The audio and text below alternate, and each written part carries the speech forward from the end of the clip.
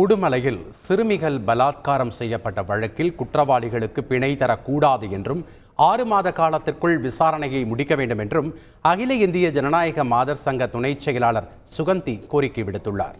இந்த குழந்தைகளுக்கு போதை வஸ்துகள் கொடுத்து அந்த குழந்தைகள் தொடர்ந்து ஏமாற்றப்பட்டிருக்கிறார்கள், பாலியல் வல்லுறவுக்கு உள்ளாக்கப்பட்டிருக்கிறார்கள் என்ற கருத்து பரவலாக ஊடகங்களின் மூலமாகவும் தெரிய வந்திருக்குது. இனிமேதான் அது குறித்து நாங்கள் காவல்துறை அதிகாரிகளை பார்க்க போறோம். குழந்தைகள், மைனர் குழந்தைகள் பாதிக்கப்பட்டிருக்கிறாங்க.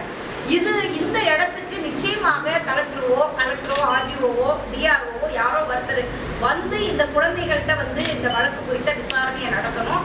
தொடர்ந்து காவல்துறைக்கு அவர்களுடைய ரெக்கமெண்டேஷனை கொடுக்கணும் அப்படிங்கிறத நாங்கள் வலியுறுத்துறோம். அதே போல 6 மாச காலத்திற்குள் விசாரணை நடத்தப்படணும்.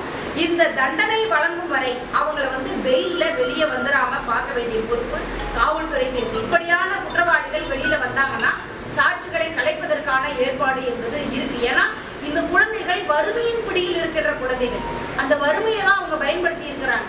அப்ப திருப்பி அவங்க வெளியில வந்தாங்கன்னு சொன்னா, அதாவது குற்றம் நிரூபிக்கப்பட்டு தண்டிக்கப்படுவதற்குள் அவர்கள் வெளியே வந்தார்கள் என்று சொன்னால் நிச்சயமாக சாட்சிகளை கலைப்பதற்கான ஒரு ஏற்பாடு என்பது இருக்கும்.